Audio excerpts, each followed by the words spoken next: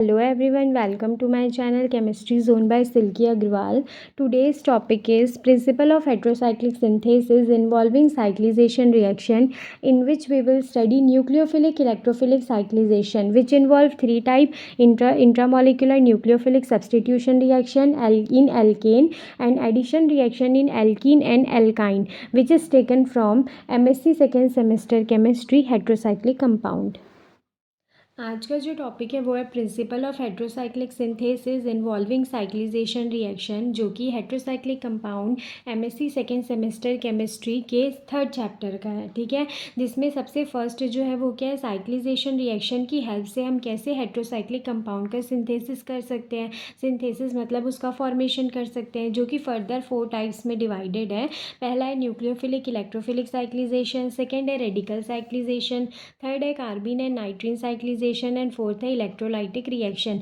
इन चारों मेथड में साइक्लिजेशन रिएक्शन ही होता है और इनके थ्रू हेट्रोसाइक्लिक कंपाउंड का सिंथेसिस करते हैं। ठीक है, तो आज का जो लेक्चर होगा उसमें न्यूक्लियोफिलिक इलेक्ट्रोफिलिक साइक्लिजेशन रिएक्शन को पढ़ेंगे, उसको अच्छे से पूरा डिटेल में पढ़ेंगे, नोट्स के साथ, पूरा थ्योरी के साथ आपको मैं एक्सप्लेन करूँगी। और आने वाले जो लेक्चर्स होंगे उसमें रेडिकल, कार्बिन नाइट्रीन एंड इलेक्ट्रोलाइटिक रिएक्शन जो है उसको एक्सप्लेन करूँगी। ठीक है, तो आज का टॉपिक रहेगा साइक्लिजेशन रिएक्शन का फर्स्ट पार्ट, न्यूक्लियोफिलिक इलेक्ट्रोफिलिक साइक्लिजेशन, कि इससे हेट्रोसाइक्लिक कंपाउंड का सिंथेसिस कैसे करते हैं। ठीक है, तो इसमें सबसे फर्स्ट सिनॉप्सिस है, किस टॉपिक के लिए है, तो फर्स्ट वाले के लिए है ना। तो सिनॉप्सिस है जिसमें आता है पहले इंट्रोडक्शन न्यूक्लियोफिलिक इलेक्ट्रोफिलिक साइक्लिजेशन का, फिर टाइप्स ऑफ रिएक्शन, तो ये भी फर्दर 3 टाइप में डिवाइडेड है। फर्स्ट है intramolecular nucleophilic substitution reaction alkane में के लिए, फिर intramolecular nucleophilic addition reaction alkene के लिए, intramolecular nucleophilic addition reaction alkyne के लिए। Examples, conclusion and reference. Heterocyclic synthesis cyclisation reaction, it mean cyclisation reaction से हेट्रोसाइक्लिक कंपाउंड का फॉर्मेशन करना। ठीक है, तो general method of heterocyclic synthesis involve ring formation and the choice of method for the synthesis of a particular heterocycle depend on. ठीक है, इसमें क्या बोल रहा है कि जब हेट्रोसाइक्लिक कंपाउंड का सिंथेसिस करते हैं, ठीक है, रिंग फॉर्मेशन को इन्वॉल्व करके, इट मीन्स रिंग को फॉर्म करके हेट्रोसाइक्लिक कंपाउंड का जब फॉर्मेशन करते हैं तो कौन सा मेथड को उसमें यूज़ करना है ना, तो वो 3 चीज़ों पे डिपेंड करता है। सबसे पहला कि ring of the size of the ring being synthesised, कौन से रिंग की साइज़ जिसका फॉर्मेशन करना है। लाइक जैसे अगर 4 मेंबर का फॉर्मेशन करना है, 3 का करना है, 5 का करना है, तो रिंग की साइज़ डिपेंड करती है मेथड के लिए। सेकेंड होता है डिग्री ऑफ अनसैचुरेशन। अनसैचुरेशन मतलब क्या होता है, अगर सिंगल बॉन्ड है तो वो सैचुरेटेड है, डबल बॉन्ड और ट्रिपल बॉन्ड होता है तो वो अनसैचुरेटेड होता है। तो अगर फॉर्मेशन करना है मेरे को, इसका फॉर्मेशन करना है तो इसके लिए अलग मेथड होगा, इसका करना है तो इसके लिए अलग मेथड होगा, इसका करना है तो इसके लिए अलग मेथड होता है। ठीक है, फिर वैसे ही pattern of substituent required. Pattern of substituent required जैसे कि अगर रिंग में फॉर्मेशन, अगर मेरे को ये वाला हेट्रोसाइक्लिक कंपाउंड ऑक्सीजन है और यहाँ पे CH3, इस टाइप के रिंग का फॉर्मेशन, हेट्रोसाइक्लिक कंपाउंड का फॉर्मेशन करना है, तो ये सब्सटीट्यूएंट जो है वो यहाँ पे किस पोजिशन पे लगा है, इस पे लगा हुआ है कि कौन सा सब्सटीट्यूएंट लगा है और किस पोजिशन पे लगा है, तो उसको भी देखने के लिए अलग अलग मेथड जो रहता है उसको यूज़ करते हैं। ठीक है, तो कोई भी अगर हेट्रोसाइक्लिक कंपाउंड का सिंथेसिस करना है साइक्लिजेशन रिएक्शन से या फिर रिंग फॉर्मेशन से, तो वो 3 चीज़ों पे, उसके लिए 3 चीज़ों को देखना पड़ता है कि कौन से मेथड से उसका फॉर्मेशन करे। पहला होता है रिंग का साइज देखना होता है, सेकेंड उसमें डिग्री ऑफ अनसैचुरेशन देखना होता है, and third pattern of substituent देखना होता है। ये तीनों को ही देख करके डिसाइड करते हैं कि कौन से मेथड से हेट्रोसाइक्लिक कंपाउंड का सिंथेसिस जो है वो होगा। ठीक है, फिर in the synthesis of heterocyclic compound ring closure step often involve the formation of carbon hetero atom bond. ठीक है, अब इसमें क्या बोल रहा है कि हेट्रोसाइक्लिक कंपाउंड का जब सिंथेसिस होता है तो रिंग क्लोजर स्टेप जो होता है उसमें फॉर्मेशन होता है कार्बन हेट्रो एटम बॉन्ड का। ठीक है, जैसे एग्जाम्पल, अब ये रिंग क्लोजर क्या स्टेप क्या होता है, तो यहाँ पे जैसे अगर मैं लिख रही हूँ CH3 CH2 CH2 और इसके साथ लिखूंगी OH। ठीक है, तो यहाँ पे इस तरीके से ये बना हुआ है। अब इसी को मेरे को अगर रिंग फॉर्म में लिखना है तो इसमें क्या होता है ना, इसका जो हेट्रो एटम होता है वो क्या करता है, ये वाले कार्बन पे अटैक करेगा। तो जब भी क्या होता है रिंग क्लोजर, जब ये रिंग में फॉर्म होने जा रहा है, ठीक है, ये एक कार्बन हो गया, ये CH2, ये हो गया CH2, यहाँ पे आएगा ऑक्सीजन और यहाँ पे ये हो गया CH3। ठीक है, इस तरीके से जब ये फॉर्म होने जाएगा ना, तब यहाँ पे क्या होता है कार्बन एंड हेट्रो एटम का बॉन्ड का फॉर्मेशन होता है। ये रहा कार्बन, ये रहा हेट्रो एटम, ये तो इसके साथ ही जुड़ा हुआ था ऑलरेडी, यहाँ पे ये वाला हेट्रो एटम और ये वाला कार्बन, इस तरीके से क्या होगा, कार्बन और हेट्रो एटम जो रहता है उसका बॉन्ड फॉर्मेशन होता है। ठीक है, तो जब भी हेट्रोसाइक्लिक कंपाउंड का सिंथेसिस होता है तो रिंग क्लोजर स्टेप में हमेशा क्या होता है, कार्बन और हेट्रो एटम जो होते हैं वो उसका बॉन्ड जो है वो फॉर्म होता है। ठीक है, नेक्स्ट में यहाँ पे दिया हुआ है कि अगर सिस्टम में दो एडजेसेंट हेट्रो एटम प्रेजेंट होते हैं तब वहाँ पे हेट्रो एटम का फॉर्मेशन होता है। एडजेसेंट हेट्रो एटम मतलब अगल बगल में, यहाँ पे भी हेट्रो एटम है और यहाँ पे भी, तब यहाँ पे रिंग क्लोजर स्टेप जो होता है ना उसमें क्या होता है, बॉन्ड जैसे बनेगा तो यहाँ पे दोनों हेट्रो एटम के बीच में ही बॉन्ड का फॉर्मेशन होता है। ठीक है, नाइट्रोजो, नाइट्रो, नाइट्रीन और डाईएजोनियम ग्रुप जो होता है उनके केस में ये हेट्रो एटम बॉन्ड का फॉर्मेशन नहीं होता है, वो एक्सेप्शन है। आगे मैं रिएक्शन जो पढ़ाऊंगी ना उसके साथ एक्सप्लेन कर दूंगी कि ये एक्सेप्शन कैसे होता है। ठीक है, फिर उसके बाद बाईसाइक्लिक रिंग सिस्टम जो होता है वो फॉर्म होता है invariably by the annihilation of second ring on a monocyclic compound. ठीक है, अब ये एनिलेशन क्या होता है, तो जब एक रिंग प्रेजेंट होती है, ठीक है, जैसे इस तरीके से यहाँ पे एक रिंग है तो यहाँ पे दूसरी रिंग जो होती है वो ये फॉर्म होती है ना, तो ये जो होता है ना प्रोसेस, इसी को एनिलेशन, एक रिंग के साथ जब दूसरी रिंग बनती है। ठीक है, तो यहाँ पे क्या बोल रहा है कि बाईसाइक्लिक रिंग सिस्टम का फॉर्मेशन तब होता है ना जब इनवेरिएबली मतलब अलग अलग टाइप का सेकेंड रिंग जो होता है उसका वो जो है वो फॉर्म होता है मोनोसाइक्लिक कंपाउंड के साथ। ये मोनोसाइक्लिक कंपाउंड के साथ सेकेंड रिंग जो फॉर्म होगी इनवेरिएबली, मतलब वो 3 मेंबर की भी हो सकती है, 4 मेंबर की भी, 5 मेंबर की भी, तो इस तरीके से बाईसाइक्लिक रिंग सिस्टम का फॉर्मेशन होता है। ठीक है, तो सबसे फर्स्ट यहाँ पे क्या दिया हुआ था कि जब भी हेट्रोसाइक्लिक कंपाउंड का सिंथेसिस कराना है साइक्लिजेशन रिएक्शन से, तो वो कौन से मेथड से कराना है वो 3 चीज़ों पे डिपेंड करता है। पहला रिंग का साइज, दूसरा उसका अनसैचुरेशन, तीसरा उसका पैटर्न ऑफ सब्सटीट्यूएंट। ठीक है, सब्सटीट्यूएंट का पैटर्न, ठीक, ये हो गया। फिर उसके बाद जब भी रिंग क्लोजर स्टेप होगा हेट्रोसाइक्लिक कंपाउंड के फॉर्मेशन में तो कार्बन एंड हेट्रो एटम के बीच बॉन्ड बनता है, और जब भी वहाँ पे एडजेसेंट हेट्रो एटम प्रेजेंट होंगे तो हेट्रो एटम के बीच में बॉन्ड जो है वो फॉर्म होता है। ठीक है, और बाईसाइक्लिक रिंग सिस्टम जो होता है वो कैसे फॉर्म होता है, तब वहाँ पे मोनोसाइक्लिक कंपाउंड में सेकेंड रिंग का फॉर्मेशन होता है तब वहाँ पे बाईसाइक्लिक रिंग सिस्टम का फॉर्मेशन होता है। जब एक रिंग में दूसरी रिंग फॉर्म होती है ना उसी को एनिलेशन बोलते हैं। ठीक, ये हुआ। फिर उसके बाद यहाँ पे नेक्स्ट पढ़ना है कि टाइप ऑफ रिएक्शन। ये तो था जो इंट्रोडक्शन था कि अगर कोई कंपाउंड है हेट्रोसाइक्लिक कंपाउंड, उसमें साइक्लिजेशन रिएक्शन कराते हैं तो कौन से मेथड को यूज़ करेंगे, और अगर वहाँ पे साइक्लिजेशन रिएक्शन हो रहा है तो किस के बीच में बॉन्ड का फॉर्म होता है, ये देखा। ठीक है, अब उसके बाद टाइप ऑफ रिएक्शन में 2 पढ़ते हैं, एक होता है साइक्लिजेशन रिएक्शन, एक होता है साइक्लोएडिशन रिएक्शन। तो ये वाला जो लेक्चर रहेगा इसमें स्टडी करेंगे साइक्लिजेशन रिएक्शन को। Cyclization reaction, n membered ring is formed by the cyclization of a chain of n atom। ठीक है, n और n क्या होता है, नंबर ऑफ कार्बन एटम। अगर 5 मेंबर रिंग जो होती है वो फॉर्म होती है, इट मीन्स वहाँ पे 5 कार्बन एटम जो है ना उसकी चेन जो है वो 5 मेंबर रिंग में कन्वर्ट होगी। तो ये तो एकदम ऑब्वियस है कि अगर यहाँ पे मैं 3 कार्बन लूँगी तो चेन भी कितने की 3 कार्बन की चेन लूँगी तो रिंग भी कितने की बनेगी, 3 कार्बन की बनेगी।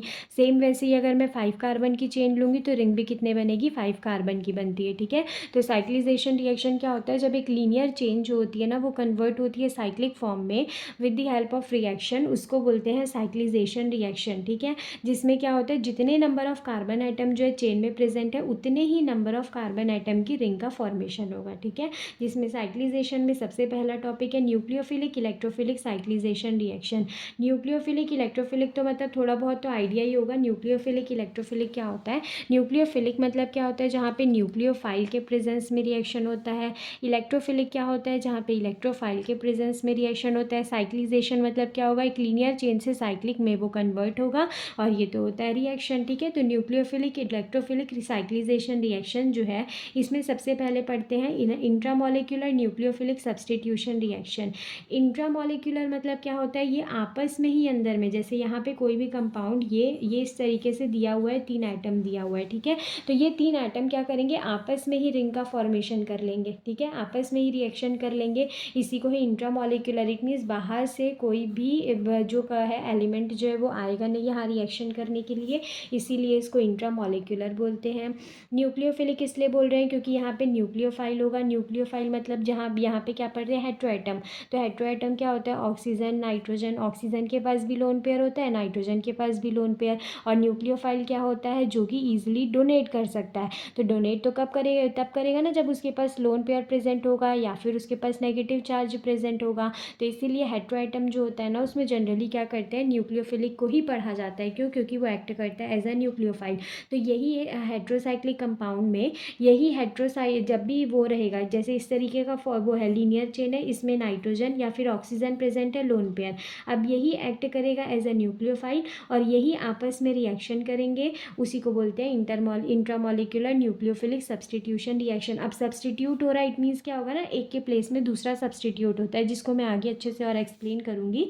सेकेंड होता है intramolecular nucleophilic addition reaction double bond में, कि डबल बॉन्ड में इसका एडिशन किस तरीके से होगा। फिर एक होता है यहाँ पे ट्रिपल बॉन्ड में, कि ट्रिपल बॉन्ड में इसका एडिशन जो होता है वो किस तरीके से। डबल बॉन्ड को एल्कीन बोलते हैं, ट्रिपल बॉन्ड को एल्काइन बोलते हैं। ठीक है, डबल बॉन्ड को एल्कीन बोलेंगे, ट्रिपल बॉन्ड को एल्काइन बोलते हैं। तो न्यूक्लियोफिलिक इलेक्ट्रोफिलिक साइक्लिजेशन रिएक्शन में 3 को पढ़ना है, जिसको आगे मैं अच्छे से एक्सप्लेन करूंगी ये होता क्या है और इसके एग्जाम्पल्स के साथ आपको एक्सप्लेन करूंगी। ठीक है, अब यहाँ पे दिया है कि ये फॉर्मेट दिया हुआ है कि किस तरीके से हो सकता है। ठीक है, अगर एक जैसे यहाँ पे यहाँ पे एक मॉलिक्यूल है, यहाँ पे एक मॉलिक्यूल है, दोनों को क्या करना है, साइक्लिक में कन्वर्ट करना है। तब यहाँ पे क्या होता है, पहला केस क्या होगा, दोनों न्यूक्लियोफाइल होंगे। तो ये चीज़ रहता है ना, जब भी न्यूक्लियोफाइल प्रेजेंट होता है वो माइनस होता है, इलेक्ट्रोफाइल क्या होता है, प्लस होता है। तो न्यूक्लियोफाइल हमेशा इलेक्ट्रॉन को देता है, इलेक्ट्रोफाइल हमेशा इलेक्ट्रॉन को लेता है। ठीक है, तो एरो का डायरेक्शन हमेशा ध्यान रखिएगा, एरो का डायरेक्शन कहाँ बनेगा, तो हमेशा नेगेटिव से पॉजिटिव, जो डोनेट कर रहा होगा वहाँ से एरो किस साइड जाएगा, जो एक्सेप्ट कर रहा होगा, तो न्यूक्लियोफाइल से इलेक्ट्रोफाइल। तो यहाँ पे अगर एक कंपाउंड, यहाँ पे 2 मॉलिक्यूल दिए, दोनों को अगर साइक्लिक फॉर्म में कन्वर्ट करना है तो ये सारे, ठीक है, तो इसमें केस क्या आता है, पहला केस होगा दोनों न्यूक्लियोफाइल होंगे और दोनों इलेक्ट्रोफाइल। तो एरो किस साइड जाएगा, न्यूक्लियोफाइल से इलेक्ट्रोफाइल, न्यूक्लियोफाइल से इलेक्ट्रोफाइल। सेकेंड केस किस टाइप का आ सकता है कि जब 2 लेंगे तो उसमें से दोनों, यहाँ तो दोनों थे, यहाँ पे एक न्यूक्लियोफाइल होगा एक इलेक्ट्रोफाइल, वैसे ही यहाँ पे एक इलेक्ट्रोफाइल होगा एक न्यूक्लियोफाइल। तो भी यहाँ पे क्या हो रहा है, एरो फिर से इधर से न्यूक्लियोफाइल से इलेक्ट्रोफाइल, न्यूक्लियोफाइल से इलेक्ट्रोफाइल, इस तरीके से भी साइक्लिक कंपाउंड का फॉर्मेशन होगा। फिर उसके बाद या तो ये कंडीशन आएगी कि दोनों ही क्या रहेंगे, न्यूक्लियोफाइल, लेकिन एक ही सिर्फ इलेक्ट्रोफाइल होगा, तो एरो क्या होगा, डायरेक्शन इस साइड होगा और इस तरीके से भी रिंग का फॉर्मेशन होगा। एंड फिर लास्ट एक केस इस तरीके का आएगा कि जहाँ पे ये दोनों जो रहेंगे वो क्या होंगे, इलेक्ट्रोफाइल होंगे और एक जो होगा वो न्यूक्लियोफाइल होगा। ठीक है, तो ओवरऑल यहाँ पे कहने का ये मतलब है ना, सिर्फ इलेक्ट्रोफाइल प्रेजेंट है तो भी रिएक्शन नहीं होगा, सिर्फ न्यूक्लियोफाइल प्रेजेंट है तो भी रिएक्शन नहीं होगा। तो एक ना एक इलेक्ट्रोफाइल और न्यूक्लियोफाइल दोनों का वहाँ पे क्या होना है, प्रेजेंट होना ज़रूरी है। या तो दोनों इलेक्ट्रोफाइल या तो दोनों न्यूक्लियोफाइल या तो एक इलेक्ट्रोफाइल और एक न्यूक्लियोफाइल, ऐसा होना ज़रूरी होता है। ठीक है, तो इसी तरीके से क्या होगा, अब आगे समझेंगे कि इसमें रिएक्शन जो होते हैं वो कैसे होते हैं। अब ये इंट्रामोलिकुलर न्यूक्लियोफिलिक सब्सटीट्यूशन रिएक्शन जो होता है वो बाई मॉलिक्यूलर होता है। ठीक है, जैसे कि आप लोगों ने पढ़ा होगा SN1 रिएक्शन और SN2 रिएक्शन। SN2 रिएक्शन क्या होता है, बाई मॉलिक्यूलर बोलते हैं इसको। SN1 रिएक्शन जो होता है वो यूनिमॉलिक्यूलर होता है। SN1 रिएक्शन 2 स्टेप में कंप्लीट होता है, SN2 रिएक्शन जो होता है 1 स्टेप में कंप्लीट होता है। इसमें ट्रांजिशन स्टेट का फॉर्मेशन होता है और इसमें कार्बोकेटाइन का फॉर्मेशन, जो अभी मैं 3 बताई थी ना, इंट्रामोलिकुलर न्यूक्लियोफिलिक सब्सटीट्यूशन रिएक्शन, फिर सेकेंड था एडिशन रिएक्शन डबल बॉन्ड में, थर्ड था एडिशन रिएक्शन ट्रिपल बॉन्ड में। ये सिर्फ उसका एक ओवरव्यू है कि किस तरीके से जो न्यूक्लियोफाइल जो होता है ना वो अटैक करता है। ठीक है, तो SN2 रिएक्शन जैसा सेम टू सेम होता है इंट्रामोलिकुलर न्यूक्लियोफिलिक सब्सटीट्यूशन रिएक्शन, जहाँ पे क्या करते हैं, इस टाइप के कंपाउंड को ले रहे हैं जो कि कार्बन है, एक बॉन्ड उसका वाई है, वाई जो होता है वो लिविंग ग्रुप होगा, एन जो है वो न्यूक्लियोफाइल है जो कि अटैक करने वाला है, R alkyl group and 2 hydrogen. और ये वाला रिप्रेजेंटेशन क्या होता है ना, तो इस तरीके से अगर ये है तो इसको वेज बोलते हैं, इस तरीके से होता है तो इसको डैश बोलते हैं। वेज मतलब क्या होता है, ये होता है टूवर्ड्स दी ऑब्जर्वर। ठीक है, जैसे अगर मैं देख रही हूँ तो ये मेरे सामने साइड दिखेगा और ये क्या होता है, अवे फ्रॉम दी ऑब्जर्वर, ये क्या होता है, पीछे साइड। तो एक कार्बन जो होता है उसकी 4 वैलेंसी होती है, जिसमें से वो टेट्राहेड, जिसमें वो क्या करता है, टेट्राहेड्रल स्ट्रक्चर को शो करता है।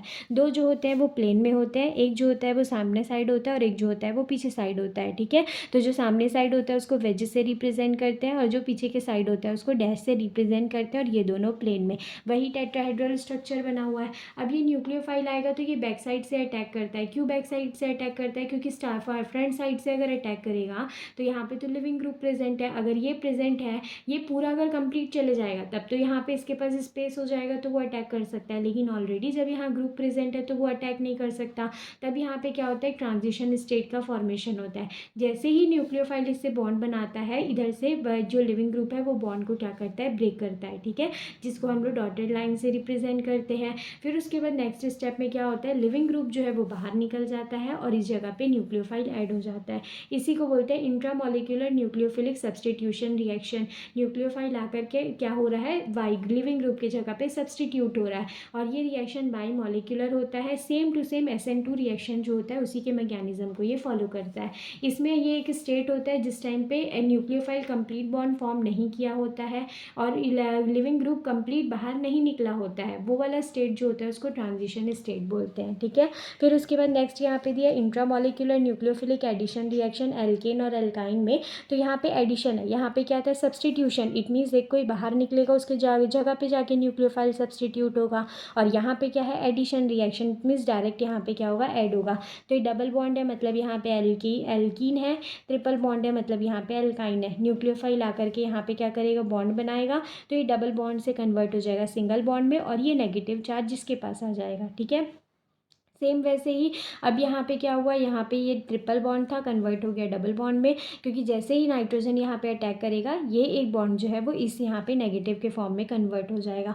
तो ये सिर्फ एक ओवरव्यू था कि किस तरीके से न्यूक्लियोफिलिक सब्सटीट्यूशन रिएक्शन होता है, एडिशन रिएक्शन होता है डबल बॉन्ड में और एडिशन रिएक्शन होता है ट्रिपल बॉन्ड में। याद रखने की चीज़ क्या है कि एल्केन में न्यूक्लियोफाइल जो है अटैक करता है 90 डिग्री एंगल से और एल्कीन में और एल्काइन में ये अटैक करता है 60 डिग्री से।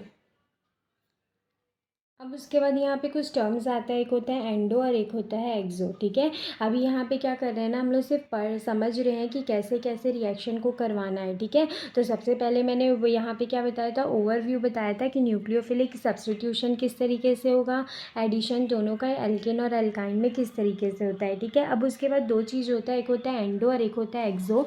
एंडो और एक्सो क्या होता है, तो यहाँ पे जैसे ये ग्रुप है, अब ये ना ऐसे कन्फ्यूज़ मत होइएगा कि ये लिखा क्या है, ठीक है। इसको मैं सिंपल अगर लिखूँगी ना तो ये इस तरीके से लिखा है, नाइट्रोजन है इसके साथ Y है और ये डबल बॉन्ड Z है, ठीक है, ये यही लिखा हुआ है।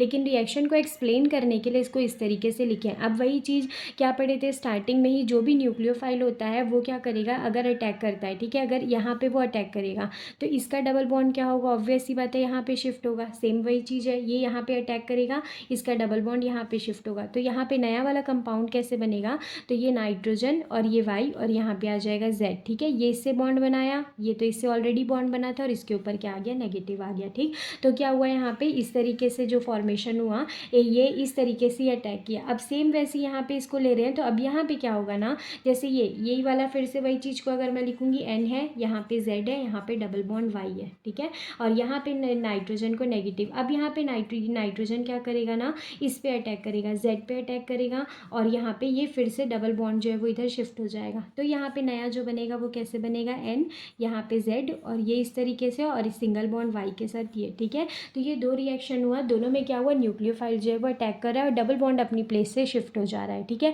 अभी पूरा जितना भी आगे पढ़ेंगे सब में सिर्फ दो ही चीज़ ध्यान रखना है। पहला चीज़ न्यूक्लियोफाइल अटैक करेगा, सेकेंड चीज़ जहाँ पे अटैक कर रहा है ना वहाँ से जो डबल बॉन्ड है वो मूव हो जाएगा, ठीक है। और कहाँ पे अटैक करवाना है इसको, डबल बॉन्ड के कार्बन पे। डबल बॉन्ड के कार्बन पे जैसे ही अटैक करेगा तो उसके बगल वाले ग्रुप पे क्या होगा, डबल बॉन्ड जो है वो शिफ्ट हो जाएगा। पूरे में अभी यही मैकेनिज्म चलेगी, हर जगह यही वाला रहेगा। बस जो भी न्यूक्लियोफाइल है वो कार्बन पे अटैक करेगा, कार्बन का डबल बॉन्ड जो है उसके बगल वाले ग्रुप में शिफ्ट हो जाएगा, ठीक है। तो एंडो और एक्सो ग्रुप का यहाँ पे कहने का मतलब क्या है, जब एटम, कोई भी एटम और वाई ग्रुप जो होता है ना वो रिंग का पार्ट हो गया। अगर ये देखो ये वाई ग्रुप है, ये पूरा रिंग के अंदर आ गया ना, तो इस टाइप का जो रहता है इसको बोलते हैं एंडो बोलते हैं, ठीक है, एंडो बोलेंगे। और जब भी क्या होता है वाई ग्रुप जैसे आउटसाइड आ गया तो इसको क्या बोलते हैं, एक्सो बोलते हैं, ठीक है। तो ये दो ग्रुप होता है जिसमें एक क्या होता है होता है, एंडो अटैक होता है, और एक क्या होता है, एक्सो होता है। तो जब भी क्या होता है, वाई जो होगा, वाई या फिर कोई भी ग्रुप रहेगा वहाँ पे, जैसे आगे मैं बताऊँगी, तो वाई जब भी क्या होगा, रिंग के अंदर आ जाता है तो उसको एंडो बोलते हैं, और जब भी रिंग के बाहर आता है उसको एक्सो बोलते हैं। ये क्या कर रहे हैं ना, अभी हम लोग पढ़ रहे हैं कि उसका नेमिंग वगैरह कैसे करना है। तो अगर कोई भी कंपाउंड इस तरीके का होगा जिसमें ग्रुप जो है वो अंदर साइड है, तो हमेशा उसके सामने एंडो लिखेंगे, और जब भी ग्रुप बाहर साइड होता है उसके सामने हमेशा एक्सो लिखते हैं, ठीक है। फिर उसके बाद वैसे ही यहाँ पे एक एग्जांपल है, फिर से वही चीज़ सेम बताई हूँ मैं। यहाँ पे क्या हो रहा है, ये कार्बन जो है, यहाँ पे न्यूक्लियोफाइल जो है वो कार्बन पे अटैक करेगा, लिविंग ग्रुप बाहर निकलेगा, ठीक है। फिर से जैसे एक तो ये कंडीशन था, दूसरी कंडीशन क्या होती है, ये कार्बन है, यहाँ पे ये लिविंग ग्रुप है, तो जैसे ही कार्बन पे अटैक करेगा ना, लिविंग ग्रुप बाहर हो जाता है। तो दो कंडीशन अभी तक बताई। अगर डबल बॉन्ड प्रेजेंट है तो डबल बॉन्ड शिफ्ट हो जाएगा कार्बन पे अटैक करने के बाद। सेकेंड कंडीशन क्या होती है, डबल बॉन्ड नहीं है लेकिन कार्बन पे अटैक करेंगे तो एक लिविंग ग्रुप होगा वहाँ पे जो कि वो बाहर निकल जाएगा, ठीक है। तो यहाँ पे भी सेम न्यूक्लियोफाइल इस तरीके से अटैक करेगा कार्बन पे, तो कार्बन से बॉन्ड बना, एक लिविंग ग्रुप जो होगा वो क्या होगा, वो बाहर निकल जाएगा, ठीक। तो इसका नाम कैसे लिखते हैं ना, तो ये 6 मेंबर रिंग है इसलिए इसको 6 लिखे हुए हैं, ठीक है। एक्सो यहाँ पे क्यों लिखे हैं, क्योंकि वाई जो था वो तो ग्रुप तो बाहर चला गया, तो इसलिए इसको एक्सो लिखे हैं। अब ये क्या होता है, टेट। अब ये टेट क्या होता है, तो ये होता है टेट्राहेड्रल, ठीक है, जिसके लिए यहाँ पे एक छोटा सा ट्रिक लिखी हूँ, बाकी और अच्छे से एक्सप्लेन करूँगी। जब भी सिंगल बॉन्ड के लिए हम लिखेंगे तो उसको टेट्राहेड्रल, सिंगल बॉन्ड में हमें जब भी अटैक कराएंगे तो उसके लिए टेट्राहेड्रल मतलब टेट लिखते हैं। जब भी डबल बॉन्ड में अटैक कराते हैं वहाँ पे ट्राइगोनल मतलब वहाँ पे ट्रिग लिखते हैं। जब भी ट्रिपल बॉन्ड पे अटैक करते हैं तो वहाँ पे डायगोनल मतलब डाया लिखते हैं, ठीक है। ये होता है, जिसको मैं आगे और अच्छे से बताऊँगी। तो ये इसका नेमिंग करने का तरीका होता है, किस तरीके से नेम करते हैं। जैसे यहाँ पे दिया हुआ है, ये क्या है, 1 2 3 4 मेंबर की रिंग है, ठीक है। अब यहाँ रिंग बनेगी, रिंग है नहीं अभी, ठीक है। तो जैसे ही यहाँ पे फिर से वही चीज़, यहाँ पे क्या होगा, न्यूक्लियोफाइल अटैक करेगा कार्बन पे, डबल बॉन्ड है, क्या डबल बॉन्ड होता है तो डबल बॉन्ड शिफ्ट हो जाता, डबल बॉन्ड नहीं है तो यहाँ पे न्यूक्लियोफाइल बाहर, ये क्या होगा, लिविंग ग्रुप बाहर निकल जाएगा। जैसे यहाँ पे ये अटैक किया, 4 मेंबर की रिंग बनी 4, अब ये वाई बाहर निकल गया इसलिए एक्सो, पूरा सिंगल बॉन्ड है इसलिए इसको क्या लिख रहे हैं, टेट लिख रहे हैं, ठीक है, टेट्राहेड्रल। अब उसके बाद नेक्स्ट यहाँ पे ये है, फिर से वही, अब यहाँ पे ये माइनस है, यहाँ पे ये अटैक करेगा, फिर से वही दो कंडीशन। पहला क्या था, जब भी लिविंग ग्रुप, जब भी न्यूक्लियोफाइल अटैक करेगा, डबल बॉन्ड है तो वो शिफ्ट हो जाएगा, सिंगल बॉन्ड है तो वो लिविंग ग्रुप बन के बाहर निकल जाएगा। तो यहाँ डबल बॉन्ड है, डबल बॉन्ड क्या हो जाएगा, शिफ्ट हो जाएगा, ये शिफ्ट हो गया, ठीक है। तो यहाँ पे कितना, 1 2 3 4 मेंबर की रिंग बनी। वाई जो था लिविंग ग्रुप अंदर था इसलिए एंडो लिखे, और ये ट्रिक क्यों लिखे, क्योंकि यहाँ पे क्या था, डबल बॉन्ड, यहाँ बताई हूँ डबल बॉन्ड होगा तो वहाँ पे क्या लिखते हैं, ट्राइगोनल, ट्राइगोनल मतलब ट्रिग लिखते हैं, ठीक है। तो नेमिंग करने का ये एक फॉर्मेट है। सबसे पहले क्या करना है, रिंग को काउंट कर लेना कितना रिंग है। सेकेंड वहाँ पे क्या देखेंगे कि कौन सा अटैक हुआ है, एक्सो अटैक हुआ है कि एंडो अटैक हुआ है। एंड थर्ड वहाँ पे क्या देखते हैं, अगर पूरे सिंगल बॉन्ड पे अटैक हुआ है तो वहाँ पे टेट लिखते हैं, डबल बॉन्ड पे होता है तो ट्रिग लिखते हैं, ट्रिपल बॉन्ड पे होता है तो डाया लिखते हैं, ठीक है। और दो ही मैकेनिज्म को मैं बार बार बोलूँगी, हर जगह यही रिपीट होगा। सबसे पहले क्या होगा, अगर कोई भी लिविंग ग्रुप कार्बन पे अटैक करता है तो दो कंडीशन होगी, या तो डबल और ट्रिपल बॉन्ड होगा या तो फिर क्या होगा, सिंगल बॉन्ड। तो जब भी सिंगल बॉन्ड होगा लिविंग ग्रुप जो है वो बाहर निकल जाएगा, और जब भी डबल बॉन्ड होता है तो वो बॉन्ड क्या होता है, दूसरे वाले ग्रुप पे शिफ्ट हो जाता है और नेगेटिव चार्ज के फॉर्म में उसको लिख देते हैं, ठीक है। अब यहाँ पे नेक्स्ट दिया हुआ है कि Baldwin's rule for cyclisation reaction involving the nucleophilic atom of a first row element example carbon nitrogen oxygen are summarised as, ठीक है। अब यहाँ पे क्या बोल रहे हैं ना कि जो बाल्डविन्स था ना उसने एक रूल दिया था साइक्लिजेशन रिएक्शन के लिए, ठीक है, जिसमें क्या होता है, न्यूक्लियोफिलिक एटम जो होता है वो अगर प्रेजेंट है, कार्बन नाइट्रोजन ऑक्सीजन अगर प्रेजेंट है तो किस तरीके से हम उसका नाम लिख सकते हैं और किस तरीके का वहाँ पे साइक्लिजेशन पॉसिबल होता है। क्योंकि ऐसा नहीं होता ना कि हर में हर टाइप का, जैसे मैं क्या बताई हूँ, सिंगल बॉन्ड प्रेजेंट है तो वहाँ पे वो लिविंग ग्रुप जैसा एक्ट करेगा, ठीक है। तो ऐसा ज़रूरी नहीं होता है हर जगह पे। तो इसीलिए क्या होता है ना, वो बताया कि कौन सा फेवरेबल होता है और कौन सा फेवरेबल नहीं होता है, ठीक है। तो यहाँ पे जैसे क्या दिया हुआ है, रूल नंबर 1, पहला वही 3 चीज़ पढ़ रहे हैं, उसी 3 ही चीज़ के बारे में पढ़ेंगे, एल्केन और एल्किन, एल्किन एंड एल्काइन के लिए, ठीक है। तो यहाँ पे क्या, अभी तो मैं बता दी कि जब भी डबल बॉन्ड होगा तो वो शिफ्ट कर देगा, सिंगल बॉन्ड होगा तो वो लिविंग ग्रुप जैसे बाहर निकल जाएगा, ठीक है, ये तो मैं बताई। लेकिन हर जगह हर में 3 मेंबर 4 मेंबर 5 मेंबर 6 मेंबर सब में ऐसा हो, ये ऐसा ज़रूरी नहीं होता है, ठीक है। तब यहाँ पे क्या बोल रहा है, रूल नंबर 1 में टेट्राहेड्रल सिस्टम के लिए लेते हैं, इट मीन्स पूरा अगर सिर्फ सिंगल बॉन्ड, पूरा सिंगल बॉन्ड प्रेजेंट है, तब वहाँ पे क्या बोल रहा है 3 to 7 एक्सो टेट्राहेड्रल का जो होगा ना वो सारे फेवर्ड होते हैं, लेकिन 5 और 6 जो होता है ना एंडो टेट्राहेड्रल का वो फेवर नहीं होता। इट मीन्स कहने का मतलब क्या है, वही चीज़ जो मैं बताई कि जब भी सिंगल होगा तो हमेशा क्या होगा, बाहर निकलेगा, बाहर निकल रहा है मतलब एक्सो, इसीलिए 3 to 7 3 4 5 6 7 एक्सो है सारा, तो ये सब फेवरेबल होता है। लेकिन एंडो इस तरीके का हम वहाँ पे डिसफेवर, इस तरीके का हम वहाँ पे अटैक नहीं करा सकते, ठीक है। और फिर सेम सेम सब में न्यूक्लियोफाइल अटैक करेगा कार्बन पे, लिविंग ग्रुप बाहर निकलेगा, न्यूक्लियोफाइल अटैक करेगा, लिविंग ग्रुप बाहर निकलेगा, न्यूक्लियोफाइल अटैक करेगा, लिविंग ग्रुप बाहर निकलेगा। बस क्या हो रहा है, सब में रिंग का साइज जो है वो इंक्रीज हो रहा है, ठीक है। तो इसमें क्या ध्यान रखना है कि जब भी सिंगल बॉन्ड होगा तो हमेशा वहाँ पे क्या होता है, लिविंग ग्रुप बाहर निकलता है, ठीक है। वहाँ पे एंडो अटैक जो होता है ना 5 to 6 का, 5 और 6 का, वो क्या होता है डिसफेवर, इसको फेवरेबल नहीं होता, ठीक है। जब भी यूज़ करेंगे इन्हीं को ही यूज़ करते हैं, ठीक।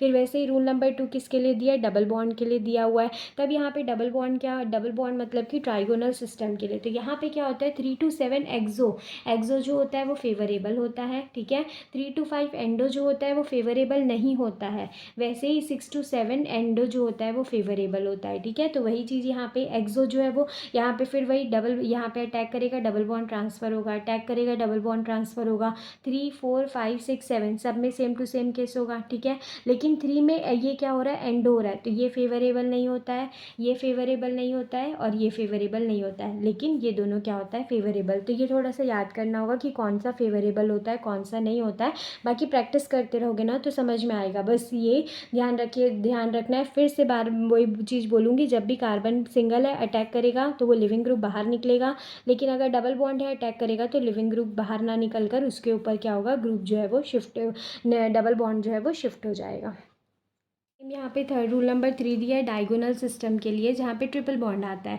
यहाँ पे भी सेम टू सेम वही चीज़ होगा, 3 to 4 एक्सो डिक जो होगा वो फेवरेबल नहीं होता, ठीक है। यहाँ पे ये फेवरेबल नहीं होता, 5 to 7 जो होता है वो फेवरेबल होता है, और 3 to 7 जो होता है वो फेवरेबल होता है। इट मीन्स ये 3 वाला, ये 4 वाला जो होगा वो फेवरेबल नहीं होता, लेकिन बाकी सारे जो होते हैं वो फेवरेबल होते हैं। तो सब में वही रिंग का साइज बस इंक्रीज हो रहा है, और बाकी सेम वही फॉर्मेट होगा। यहाँ पे ट्रिपल बॉन्ड है, यहाँ पे कार्बन है, यहाँ पे वाई है, ठीक है। तो जैसे ही न्यूक्लियोफाइल कार्बन पे अटैक करेगा तो ये वाई का ये वाला ट्रिपल बॉन्ड जो होगा वो यहाँ पे डबल में कन्वर्ट होकर के वाई में क्या हो जाएगा, शिफ्ट होगा। तो इस तरीके से क्या होता है ना, अटैक जो है वो कराते हैं। न्यूक्लियोफाइल का अटैक जो होता है वो कार्बन पे, तो जब भी सिंगल बॉन्ड पे होता है तब वहाँ पे लिविंग ग्रुप बाहर निकल जाएगा। डबल एंड ट्रिपल बॉन्ड पे होता है तो वो क्या होता है, डबल और ट्रिपल बॉन्ड बगल वाले एटम जो होता है उस पर शिफ्ट हो जाता है नेगेटिव चार्ज का फॉर्मेशन करके, ठीक है। तो ये वाला जो लेक्चर जो था इसमें सबसे पहले मैंने बताया साइक्लिजेशन रिएक्शन के बारे में, कि अगर साइक्लिजेशन रिएक्शन से अगर कोई हेट्रोसाइक्लिक कंपाउंड का फॉर्मेशन करना है तो कौन 3 चीज़ बताई थी कि 3 चीज़ों को देखना पड़ता है मेथड के लिए। फिर साइक्लिजेशन रिएक्शन के लिए यहाँ पे पढ़े थे न्यूक्लियोफिलिक इलेक्ट्रोफिलिक। न्यूक्लियोफिलिक इलेक्ट्रोफिलिक में 3 था, एल्केन एल्कीन एल्काइन का, जिसका सबसे पहले मैंने ओवरव्यू दिया था। फिर पढ़े कि एंडो अटैक क्या होता है, एक्सो अटैक क्या होता है। फिर उसके बाद नेक्स्ट यहाँ पे आया था इसमें, जिसमें नेमिंग के लिए कि अगर नेम लिखना है तो किस तरीके से लिखेंगे और अटैक किस तरीके से होता है, तो एल्केन में कैसे होता है, एल्कीन में कैसे होता है, एल्काइन में, ठीक है। तो ये सब जो था वो सिर्फ बेसिक था कि किस तरीके से अटैक को होना फेवरेबल होता है, किस तरीके से अगर हम अटैक करा सकते हैं, ये सारी चीज़ इसमें पढ़ ली है, इसका नेम पढ़ लिए। अब जो आने वाला नेक्स्ट लेक्चर होगा ना उसमें पढ़ेंगे intramolecular substitution reaction, nucleophilic substitution reaction, alkane alkene alkyne में होता कैसे है, ठीक है। ये सिर्फ एक ओवरव्यू था कि इस तरीके से हम करा सकते हैं। अब उसको एग्जाम्पल के साथ पढ़ेंगे कि कैसे ये तो हो गया, ठीक है। अब इससे रिंग का जैसे अगर फॉर्मेशन होगा तो कैसे रिंग का फॉर्मेशन होगा, तो वो सारा चीज़ जो है वो नेक्स्ट लेक्चर में मैं बताऊंगी, नेक्स्ट वाले वीडियो में। ये वीडियो क्या था ना, थोड़ा बहुत ज़्यादा बड़ा होते जा रहा था, इसीलिए इतना ही यहाँ पे मैं बता रही हूँ। नेक्स्ट वाला जो लेक्चर आएगा उसमें मैं बताऊँगी 3 जो टाइप थे ना, तीनों टाइप को रिएक्शन और एग्जाम्पल के साथ अच्छे से मैं एक्सप्लेन कर दूँगी। तो अगर आप एग्ज़ाम पॉइंट ऑफ व्यू से भी देख रहे हैं तो आपके लिए काफ़ी हेल्पफुल रहेगा, क्योंकि इसमें पूरा थ्योरी के साथ मैंने एक्सप्लेन कर दिया है। और अगर PDF या फिर नोट्स की रिक्वायरमेंट है तो आप मेल में मैसेज कर सकते हैं, और कोई नेक्स्ट टॉपिक अगर आप सजेस्ट करते हैं करना चाहते हैं तो आप उसको भी कर सकते हैं कमेंट बॉक्स में, ठीक है। तो ये वाला जो टॉपिक था ये इसका पार्ट 1 है, इसका पार्ट 2 आएगा तो जिसमें आपको कंप्लीट इसका टॉपिक मिल जाएगा।